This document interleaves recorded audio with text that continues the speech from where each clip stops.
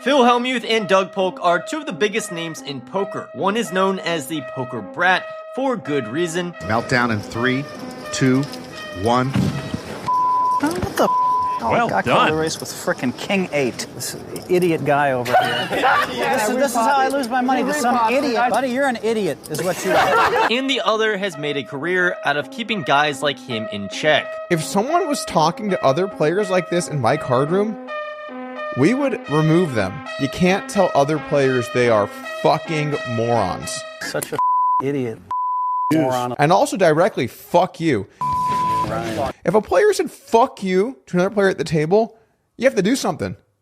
But apparently not when it's Phil Hellmuth. Over the years, Hellmuth has not exactly enjoyed being called out by Doug, going so far as to nickname him Fake News Doug. It never really stuck because, well, it was never really true. All of this has created a kind of love-hate relationship between the two, and in a recent podcast, Doug shared some hilarious stories about Hellmuth, like the time he was boarding a flight and Hellmuth demanded he call him. I covered something that he did. I'm on a plane. It takes off. We're in the air. I'm on the Wi-Fi in the air.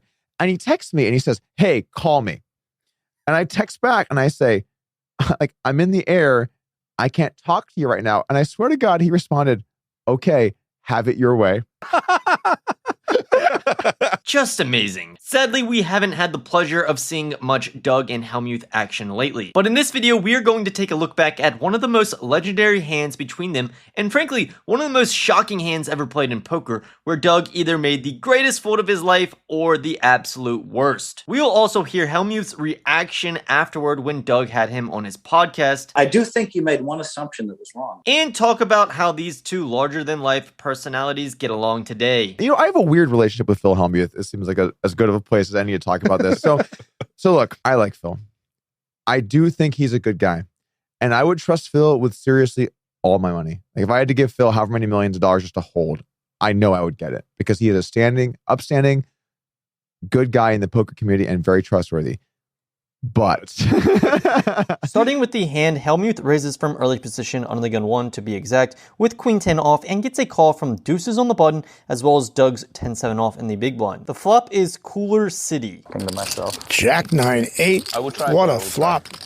Both Phil Hellmuth and Doug Polk are flop straights. The nuts and the second nuts. Bottom straight for Doug versus top nut straight for Hellmuth. Wow. Hellmuth does not bet the flop and checks over to the man with deuces who bets $2,000. On this wet board, Doug has a clear raise as he bumps it up to $7,000. From this point, basically anything Hellmuth does except fold looks strong. Calling might look the weakest, like maybe he's got a flush draw and wants to see another card, but he could also just raise or 3-bet. But he goes with the only possible option that really makes Doug think. All in. Raise low in. And Phil Hellmuth has gone all in. You should fold. I think he's gone all in here because he's putting Doug on a draw. And he just does not want to give him the opportunity to draw at all. But let's just see how much this is first. It's about 125. Since Phil raised before the flop, I would definitely be putting him on a set. Yeah, it's 100. And Doug's got a call. He's flopped a straight. 90. Yeah, about 100. No, it's 80. This is insane. And he can't possibly be putting Phil Hellmuth on Queen Doug, 10. you know you're going to take him off tilt.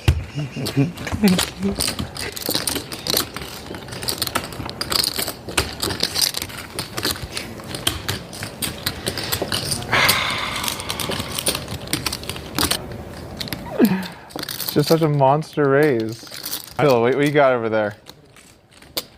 And Phil's gone all in and raised 90,000. Jeez. Yeah, I mean, like I said, call fine, 3-bet fine, but when someone is willing to put in their entire enormous stack of about $100,000 facing a bet and check raise, what can they have if not the nuts? Layer that on with someone being the overall pretty nitty player, Phil Hellmuth, Doug can actually consider folding. And Doug Polk looks like he's really struggling with this. And I think Doug's got to call him. I think he folds. This is the nut. I agree. And these guys shouldn't be discussing Yeah, it. right? That doesn't sound right. No, they're making bets. We're betting. After about 4 minutes in the tank for Doug, Hellmuth makes the biggest mistake of the entire night. He opens his mouth and starts talking. So I'm considering making a very big laydown here. Huh? 0. Very, very big laydown. I mean, I could easily have, you know. What could you easily have? I don't know. You just bet a lot into very, very little. I could have a set. Right? Could you have a set? I don't think you'd have a set here. Come on, Phil, you're better than that. I could have the blockers, 2 tens. Oh, now you're busting out blockers? God, if I fold this and I'm wrong, oh my Lord. Phil's conversation is convincing Doug to fold.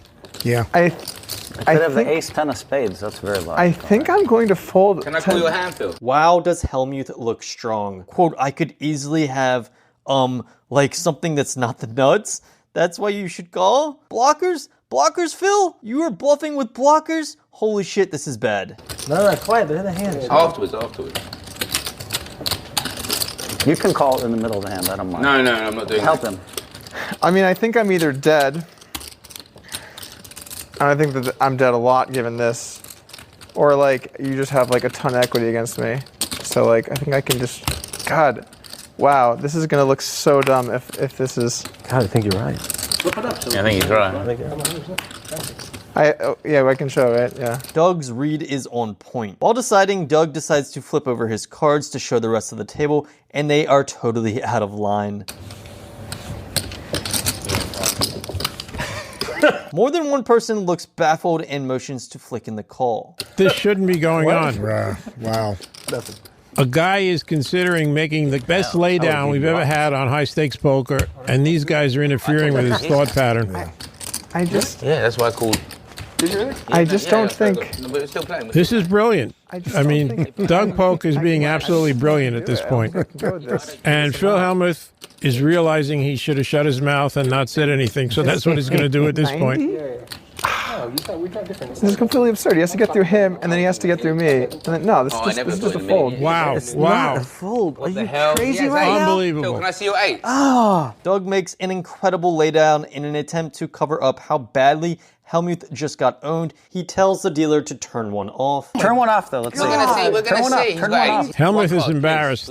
He's acting like he wants to see the other 2 cards because he was looking for a pair. As if that matters at all. I don't think I can call. Sometime later, when Hellmuth has recovered, he finally tells the truth and reveals he did in fact have Queen 10. You had 8s, right? I had Queen 10. It was a good fold. We're gonna sit on TV, right, Phil, in a minute. I said Queen 10.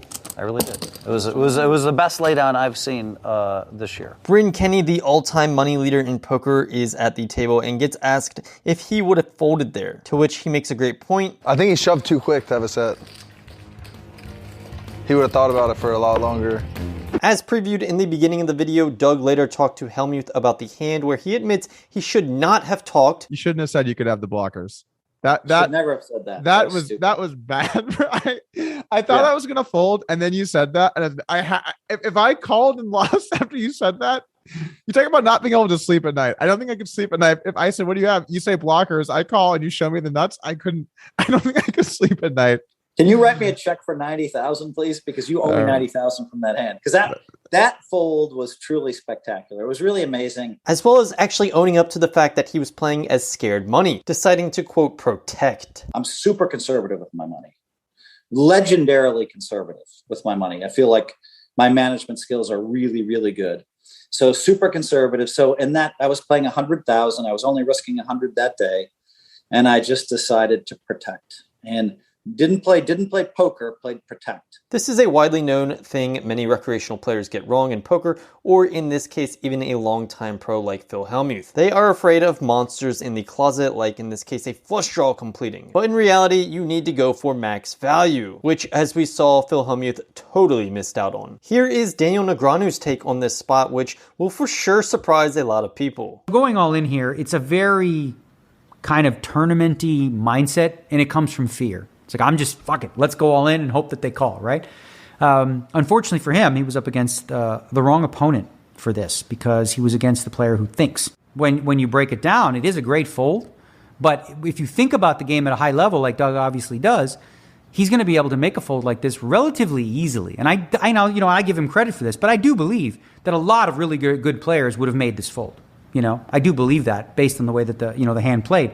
It was just such a rare situation and a rare occurrence where you can narrow your opponent's value range down to just the nuts. That's it, right?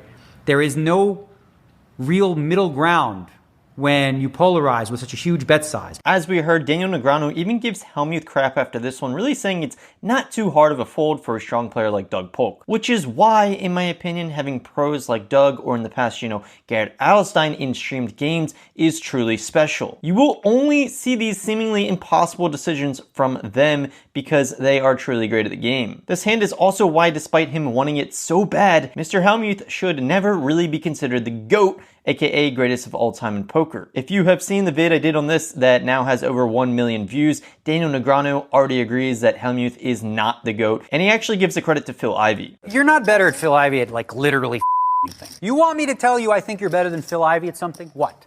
What do I think you're better than Phil Ivey at? Ask me some dumb questions. I'm not better at Texas Hold'em than Phil Ivey? No, you're not better at Texas Hold'em than Phil Ivey. You want to bet on what he would say? It's hilarious because even as recent as last week, Hellmuth continues to be offended anytime someone doesn't believe it's him. He is such a fucking diva about so many things. He's just always doing dumb shit. And so I'm torn because I see Phil and I like Phil. And I think he's a good guy. And I hope he sees this. But then like he'll do something that is outrageous. And now it's like now I'm honestly stuck. Like when he does it, the first thing I think is dread. I'm dreading because now I feel like I have to cover this. I'd like to ignore this. Oh, what did he say? Fuck. How am I going to ignore that? Let me know what you guys think. Do you agree with what Daniel Negreanu and Doug Polk have to say when it comes to Phil Hellmuth? They seem like very fair assessments to me. He is obviously a sensitive guy like a lot of people in poker. Hopefully he unblocks me on X one day, but until then, subscribe for more fair but hilarious breakdowns like this one.